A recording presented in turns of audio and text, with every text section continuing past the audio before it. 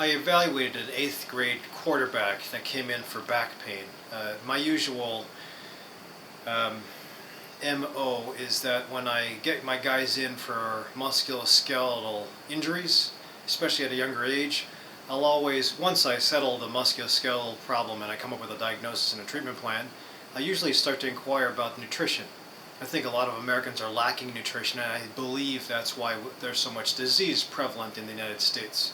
Either the wrong kinds of foods or too much of the wrong kinds of foods, or lacking the vital building blocks for a healthy body. Regardless, I had asked about a multivitamin, and Mom said that the boy's friend had given him this multivitamin, and she showed me. It was a product by USANA. And USANA is a very popular company in certain areas of the United States. They tout, the salespeople tout that they're the most sold multivitamin in the United States, which could be true, I guess. It depends on the studies that you read, but it doesn't matter. Because the FDA doesn't regulate multivitamins, it's up to the individual companies to check their batches. You're supposed to check their batches and make sure that the product that you put out has in it whatever's on the label. So it's kind of like the honor system. And as you know, in industry, when you're trying to be the best, sometimes, especially with large companies, you entrust checking to make sure that your batch quality is good. You entrust people who aren't paid as much as the big guys, and sometimes you can have things that trickle down and mistakes can be made, but ultimately I don't have allegiance with any multivitamin company or any supplement company, but there are a couple that are better than the others, or at least that I like. USANA is good. I haven't had a chance to talk to their nutritionists or the folks that make the formulas up, but I personally like Now Products. It's a company that's based out of Illinois. They give tours to their plant in Bloomingdale. I have called the 800 number several times and talked to their nutritionist, and they've come back with, the 4 that I've spoken with at different times of the year have come back with very good answers to my pop questions, and I usually quiz them without telling them I'm a doctor. So I have used other companies too. Nature's Sunshine is a company that's online. I used to be a distributor. I'm not anymore, but I like their products. I used to like New Chapter. They have sold to Procter & Gamble, and so far they still keep their independence, and I believe that they can make their own choices about which farms to use, when to harvest, and a couple other things. So far so good. There's also Gaia brand, very responsible. Labeling is great. Whole Foods brand, 365, also very good. And a few others. Nature's Way, also excellent company. Those are the popular ones that I like. But with regards to kids, the reason I'm talking about this on video is that USANA has high dose, mega dose vitamins in their capsules. And mega dosing for the water-soluble vitamins, in theory, is okay. However, you have to be very careful. The old thinking is that if you took a water-based vitamin or a water-based mineral, that you don't have to worry because it'll be peed off if there's too much excess.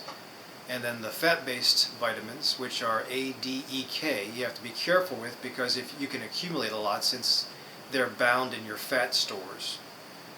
But the information now, at least as far as vitamin D is concerned, is that we're so underutilized and undernourished with vitamin D that high doses of vitamin D, as far as the research goes, I have not seen any great papers that have said anything bad about high dose vitamin D. I think there's one paper out there that talked about calcium plaquing in the heart blood vessels, but it was a small paper.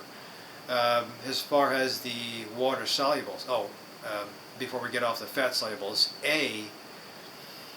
vitamin A, depending on what form it is, and I don't want to discuss too deeply, but the vitamin A really has to be you have to be careful with the amount. Mega dosing vitamin A could be a problem, because there's a study that showed that vitamin A at regular doses with smokers increase their chances of getting cancer, lung cancer. So vitamin A, with further research, is found to be a pro-inflammatory, meaning it can bring on inflammation and cancer.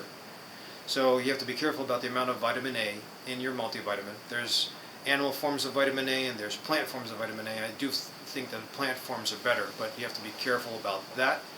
Ask your nutritionist. Also, B6, which technically is a water-soluble vitamin. B6 at high doses has been known to cause neurotoxicity, irritation, headache, nervousness, numbness and tingling. So you have to be careful about B6. I had also mentioned to my young guy about calcium, because some vitamins will have high doses of calcium, and there's a plus or minus. If you have a history of calcium stones in the family, it might be something you want to avoid. And then megadoses of calcium, the body can really just absorb calcium at the most 500 to 600 milligrams at a time. Usually it will have to be spaced out over the course of 3 times a day. So when you pop in something that has 2,000 milligrams, the likelihood of you absorbing that much is low. So you're going to have to poop that out, and sometimes it can be an irritant. So those are the 3 that I would say you have to be careful about. And then some of the multivitamins also have other components in them, which usually are herbal, botanical supplements, which are okay, but it depends on, again, you have to be careful if a lot of my young guys are also taking stimulants, Ritalin, and or SSRIs, Zoloft, Paxil, Prozac. So you have to be careful about side effects with, say, St. John's wort or other herbs that might be innocently put into the mix. In the case of my football player with back pain, I had suggested to mom continue with a multivitamin, go over to a local store. There's something called a Fruitful Yield that we have in Illinois, or there's Whole Foods. Both of them are very good with the educational process as far as their salespeople are involved with. I like turmeric, and I've done many talks on turmeric in the past. I think turmeric is innocent, should not cause any problems with young people, and in studies by Janet Funk, it has shown that turmeric combined with pepper did decrease pain levels and increase mobility of irritated joints in people with rheumatoid arthritis. Also decreased inflammatory markers that are found in the bloodstream. Turmeric by itself usually doesn't get absorbed as well, so that's more beneficial for colon cancer folks or people with irritable bowel syndrome, since the turmeric will be peppered into the colon and stay there. But again, for the purpose of this talk, inflammation, turmeric. Pepper, proper multivitamin use. I don't like megadoses, but it kind of depends. The only megadose I like is with colds and or seasonal allergies, at which point I like high-dose vitamin C. The work of the Linus Pauling Institute showed great results with that, and you can probably look that up on your own.